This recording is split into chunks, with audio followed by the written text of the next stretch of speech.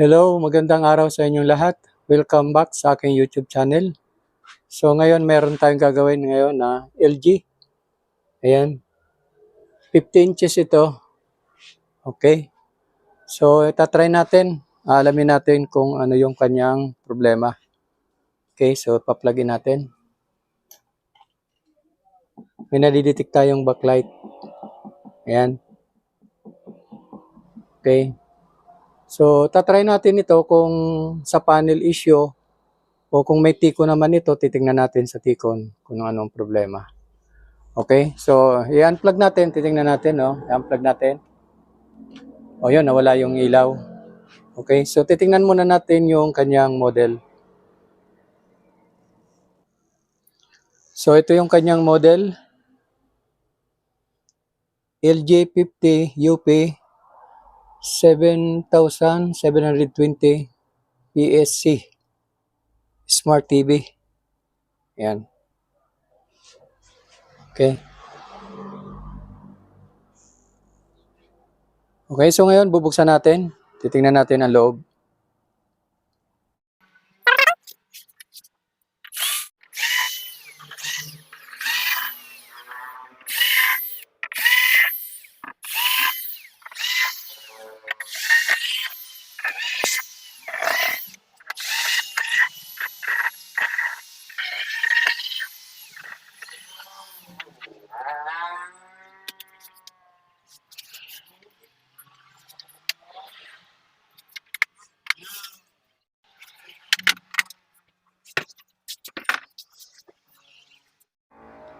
Okay, nabuksan na natin. So ito yung kanyang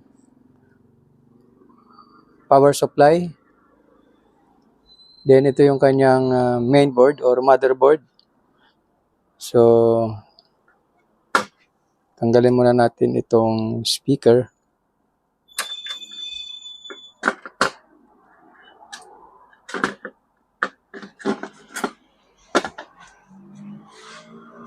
Ayan. Okay.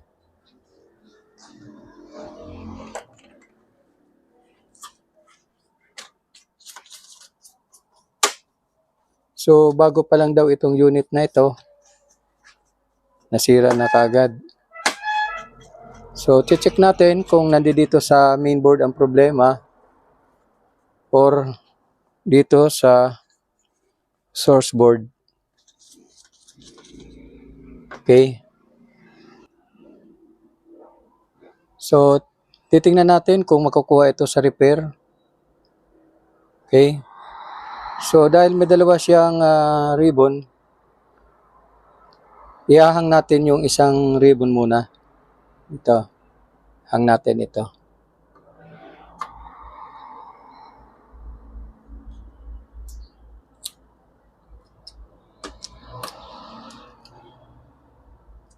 Yan. Nahang natin yung kanyang isang ribbon. So, bale, dito yan. Pumunta. Dito yan sa right side. Yung ribbon na yan. So, ngayon, ipa-plug in natin. Mapapansin natin, meron siyang backlight. So, yun guys, bali, lumabas yung kanyang display dito sa left side. Yan. Buo pa yung kanyang left side. Okay. So, dahil buo yung kanyang left side, babalik natin ito. Yan, plug muna natin. Yan. So, ibabalik natin itong sa right.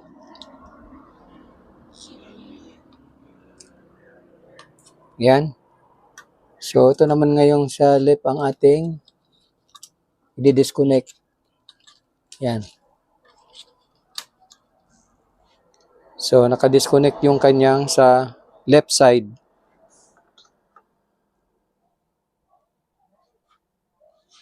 Okay. So, titingnan natin kung ano yung kanyang display.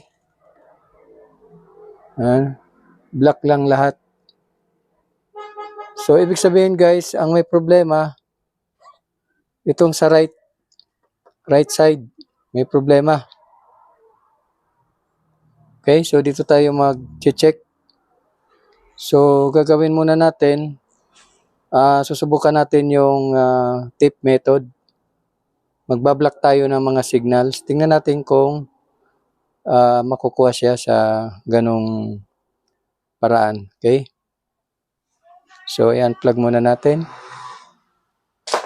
So ngayon, ibabalik natin itong sa left side.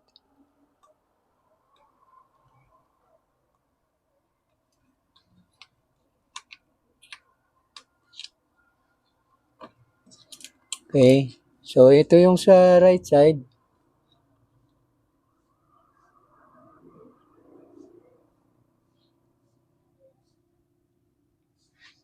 Check natin kung nasaan yung kanya mga clock signal.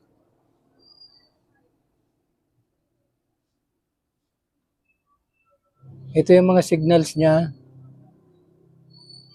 10 resistor na ito. 10 pins. Ayan guys, so 10 pins ang ating blinak dito. Ayan.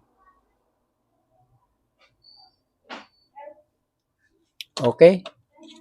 So, subukan na natin. Ayan.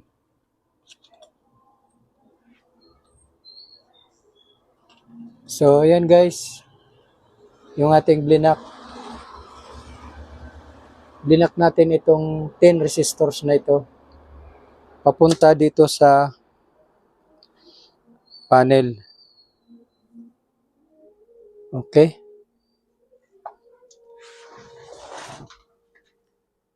Okay, so ito try na natin.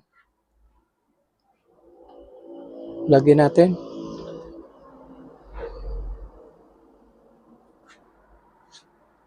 Okay. Check natin. Ayun, lumabas na guys. So, ayan. Okay. So, malinis yung kanyang display. Pero obserban pa natin ito. Titingnan natin kung magkakaroon siya ng pag-corrupt. Minsan kasi kumukurap siya. O yun, kumukurap siya. O. Yan, kumukurap yung kanyang dito sa right side. So,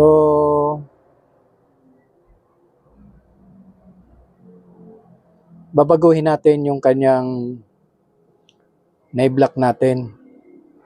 Yan. Okay guys, pinalitan ko yung kanina na nilagay ko ng 10 pins. Dinagdagan ko guys, ginawa kong 14 pins.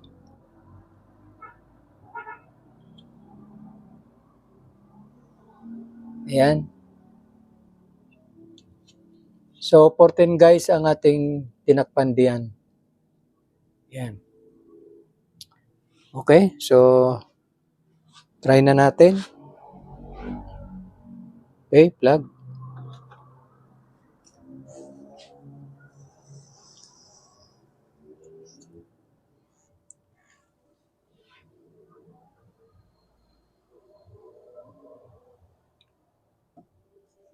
So ayan ha.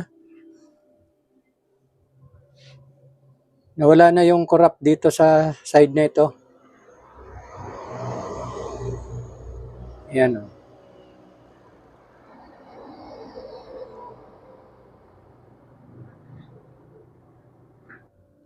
Check natin sa channel.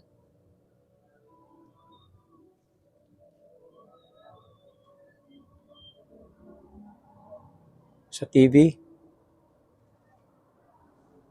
Malinis na malinis yung kanyang panel oh. Ayan.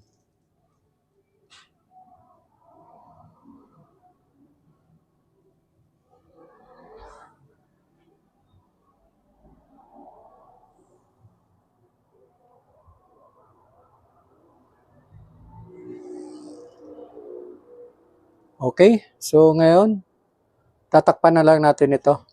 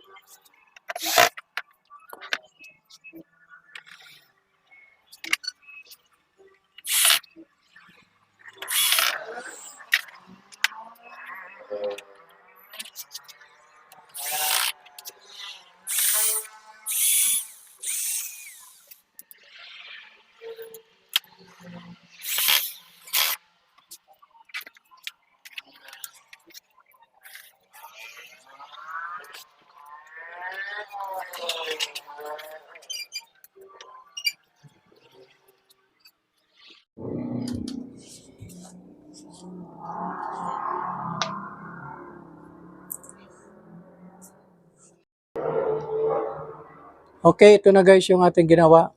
Ayan oh.